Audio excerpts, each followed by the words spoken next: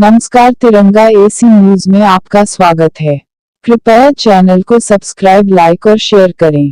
गोलोकवासी महंत श्री अवध बिहारी दास जी के स्मृति में श्रीमद् भागवत कथा का आयोजन। श्रीमद् भागवत साक्षात तीर्थ राज प्रयाग ही है, क्योंकि यहाँ पर भक्ति, ज्ञान, वैराग्य की प्राप्ति होती है। महंत स्वामी श्री रामादासाचार्य। वाराणसी संकुल धारा तालाब स्थित काशी खंडोक्त प्राचीन द्वारकाधीश मंदिर परिसर प्रांगण में गोलोकवासी महंत श्री अवध बिहारी दास जी के स्मृति में व महंत स्वामी श्री रामदास आचार्य जी महाराज के सानिध्य में चल रहे श्रीमद् भागवत कथा ज्ञान यज्ञ के दूसरे दिन कथावाचक डॉक्टर राम दयालु मनु त्रिपाठी ने भक्त भगवान का संबंध और ज्ञान और भक्ति का परस्पर महत्व समझाया। साथ ही बताया कि वर्तमान में जिस प्रकार से मनुष्य परेशान है और भक्ति और ज्ञान का मार्ग छोड़कर भौतिक सुविधाओं के लिए लालायित हैं, उन परिस्थितियों में श्रीमद् भागवत कथा का श्रवण बहुत ही महत्वपूर्ण हो जाता है। उक्त मौके पर महंत स्वामी श्री रामादासाचार्य ने बताया कि गोलोकवासी महंत श्री अवध बिहारी दास जी की स्मृति में यह श्रीमद् भागवत कथा ज्ञान यज्ञ का आयोजन किया जा रहा है। श्रीमद् भागवत साक्षात तीर्थ राज प्रयाग ही है, क्योंकि यहाँ पर भक्ति, ज्ञान, वैराग्य की प्राप्ति होती है। कथा के ही प्रभाव से जीवन में इन तीनों की पुष्टि होती है। श्रीमद् भागवत कथा जीवन जीने की कला सिखाती है। कथाओं सुनने से मन को शांति मिलती है, पीड़ा से मुक्ति मिलती है एवं सच्चे सुख का मार्ग प्रशस्त होता है। राम आगमन से संबंधित सवाल पर महंत जी ने बताया कि हम बहुत सौभाग्यशाली हैं जो श्री राम जी का आगमन व भव्य राम मंदिर के प्रत्यक्षदर्शी बनेंगे। साथ ही भारत के प्रधानमंत्री व उत्तर प्रदेश के मुख्यमंत्री जी को विशेष धन्यवाद देना चाहता हूं, जिनके अथक परिश्रम से यह शुभ घड़ी, शुभ मुहूर्त आई है। सीमित, हुकूमत भी सीमित, तो फिर हम सुखी कैसे हो सकते हैं? जबकि पांचों जब निस्सीम होगी तभी सुखी हो सकेंगे। इसलिए वेदों के द्वारा ये रास्ता बताया गया है। ये पांचों चीजें कैसे निस्सीम होगी? ईश्वर का अंश ये जीव है, जब उनको प्राप्त कर लेगा तो उनमें ये पांचों चीजें सीमित नहीं है, निस्सीम है। भगवान शिव का जीवन कितना है? कब जन्म लिए कब मृत्यु होगी? न उनका जन्म न कभी उनकी मृत्यु, उनका जीवन निस्सीम। ज्ञान कहा, ज्ञान भी निस्सीम। परमात्मा के द्वारा ये रचा गया जो ब्रह्मांड है, इसको देखकर लगता है उसका ज्ञान निस्सीम है।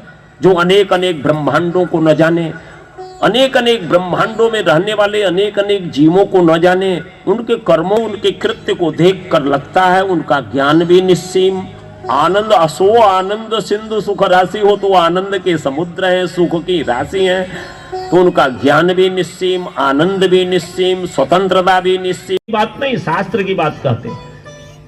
पांच चीजें कौन, जरा गौर से आप देखें। पहले हमारा जीवन कितना हो? आप कहेंगे हमारा 100 वर्ष निरोग होकर के जिए।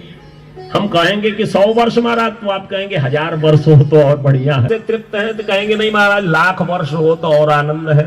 और अंत में कहेंगे हमारी मृत्यु कभी हो ही नहीं, आनंद से हम बने रहे हैं। सबकी चाह होती है कि नहीं?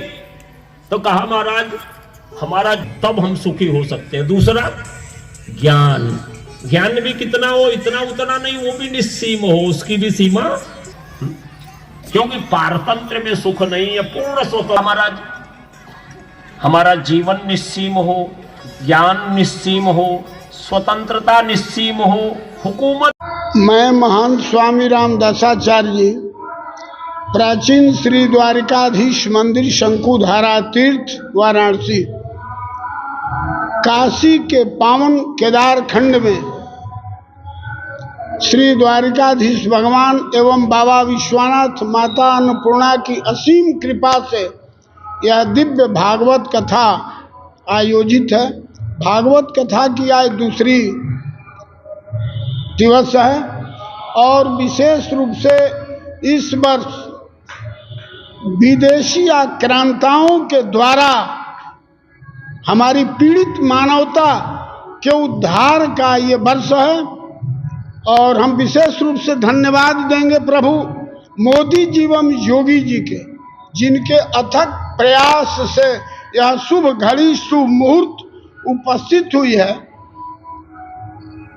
22 जनवरी के दिन वह शुभ मुहूर्त उपस्थित हुई है, जिस दिन दिव्य भव्य एवं नव्य भवन में हमारे आराध्य प्रभु राघवेंद्र सरकार प्रतिष्ठित होंगे। उसी उपलक्ष्य में दिव्य भागवत कथा काशी के शंकुधारा तीर्थ पर आयोजित हुई है। हम लोग निरंतर ईश्वर आराधना कर रहे हैं कि यह शुभ दिन निर्विघ्न प्रभु द्वारिकाधीश की कृपा से विदेशी आक्रांत के कुकर्म का समापन दिवस है और हमारी भारत देश सर्वांगीण विकास की ओर निरंतर बढ़े, यही प्रभु द्वारिकानाथ से मंगल कामना है, यही प्रभु से आराधना है कि यह शुभ दिन आ गई है और हमारा पूरा राष्ट्र सुखी एवं संपन्न रहे। हम लोग विश्व गुरु के दर्जा में थे, विश्व गुरु का दर्जा हमारा सदैव बना रहे, यही प्रभु से मंगल कामना है।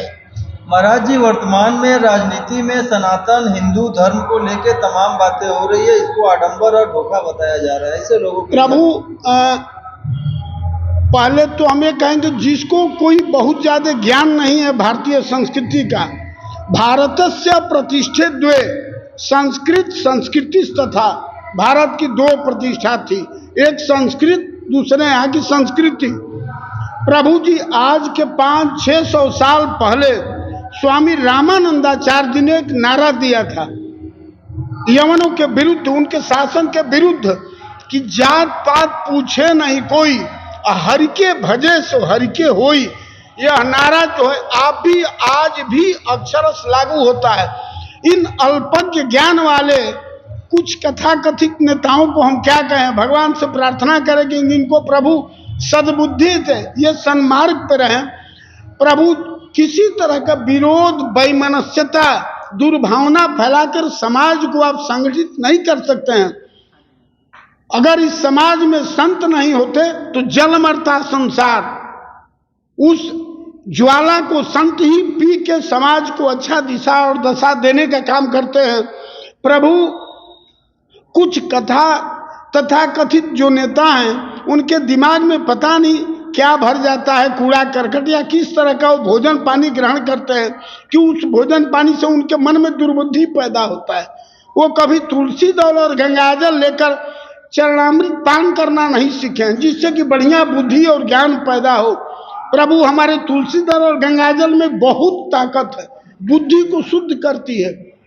अब वो कभी ऐसा हमको लगता है करते नहीं हैं, नहीं, और शुद्ध मन चित्त होता उनका तो पवित्र भारतीय संस्कृति और संस्कार के साथ वो बोलते। हमारे यहाँ वैमनस्यता फैलाने के लिए किसी मजहब, किसी समाज, किसी पंथ में किसी आचार्य ने नहीं कहा है। हमारे यहाँ तो वसुधैव कुटुंबकम का नारा लगता है, देवता